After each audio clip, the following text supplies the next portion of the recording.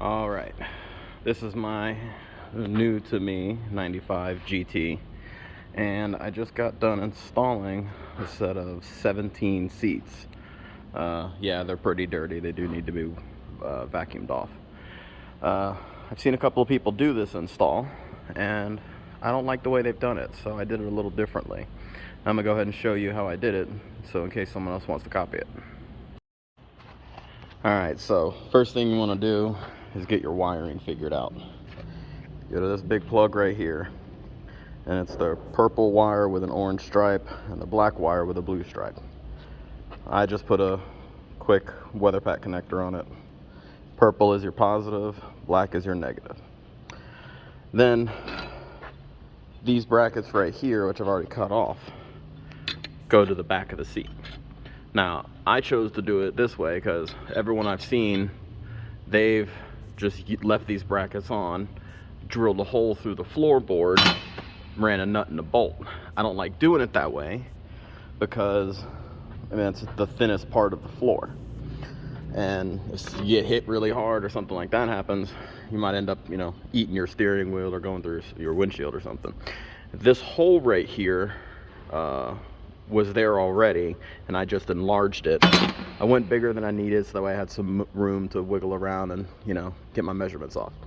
Then this hole is factory 17, this hole is factory 17. This hole I added. This hole and this hole now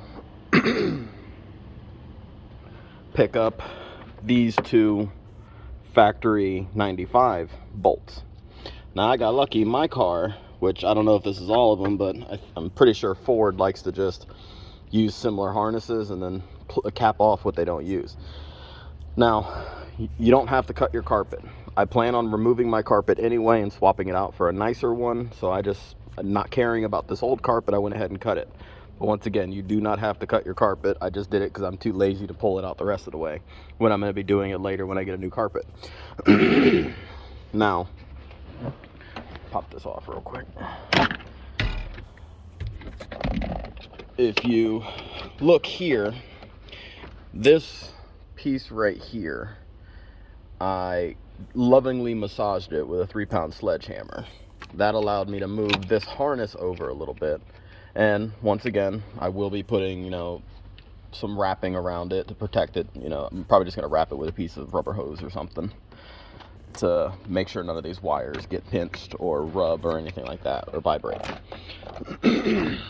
On the inside here, once again, it takes some loving massage from a hammer. Now, this plate right here is not your direct floorboard. So if you see right here where it's cut, I did that to make it easier to move the metal. You can do it without, you could beat it into place and stretch the metal, but I didn't feel like wasting a bunch of time for a plate that doesn't really matter. This metal in here, that's your floorboard. So if you puncture that, you can create a spot where water can get it. But this piece right here, where that cut goes, it's not a big deal. Then, this right here. This is probably overkill, but I'm a big boy, and if I get hit in the ass end or something, I don't want to go flying through the steering wheel or flying through the windshield.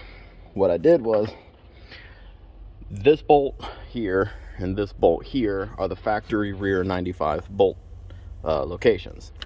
I took a piece of 5/8 inch steel, cut it to length, I think it's 17.5 inches.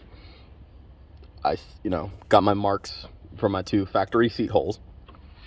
Then I drilled this hole here and this hole here that correspond with this hole and this hole on the seat. Just drilled it, tapped it, and now that is my rear seat mount. Now, I went with 5/8 thick steel for a couple of reasons. One, more steel, more material for the bolt to grab onto, less chance of flex. The other reason I did it was when you tighten this bolt and this bolt, it pulls the entire plate to the floor and compresses the carpet. And it compresses the carpet mainly over here in this corner, because as this carpet transitions up, it kind of pulls up. So when I first put the seat in, the seat was leaning because it didn't have enough force pulling it down to squish the carpet. That thick plate solves it. Then you simply bolt the seat into place. It bolts right in. My car was wired for it didn't have electric seats originally, but it had the wire for electric seat, and it's you know, the blue was hot, the black was ground, and that solved my problem. Didn't have to run any wiring. The other thing is the factory 95 GT seatbelt anchor point is here. The 2015 or 17, it bolts to the side of the seat. So what I did was I took the 95 seatbelt receiver and bolted it in the 17 location, and I had to do it that way because the 95 clip doesn't fit the 17 receiver. So now you can see the factory front mounting points. Moving the wiring over gives you just a little protection of the wiring. Honestly, it's not even required, but I did it just to make sure I didn't pinch any wires. And then this side, you can see, without clearancing the tunnel lovingly with a hammer, this tries to roll up on you and it'll bind up the seat.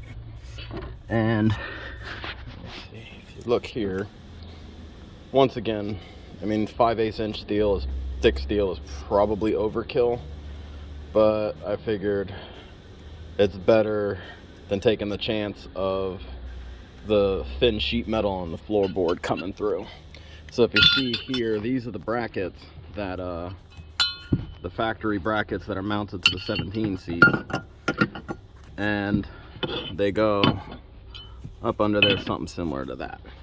So you see the factory mounting point on the 95, since it's reinforced, that's a thicker, it's reinforced metal here. If I were to just leave the factory the 17 mounting bracket in place, I'd be drilling a hole through the floorboard right there, and that's just thin sheet metal. And the same thing on this side. Plus, removing the bracket gets you, it's hard up against the side, and it's easier to line the seat up. But as you can see, just drilled and tapped the hole, attached it to the 1 5/8 metal, and now all the factory functions work. I have not gotten into wiring up the heated and cooled function on the seat. For now, see, everything works.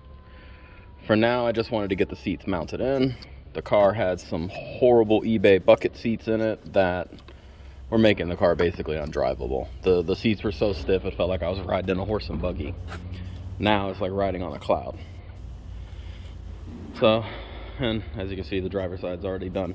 I'm hoping to get the rear seats mounted in, but that's a video for another day.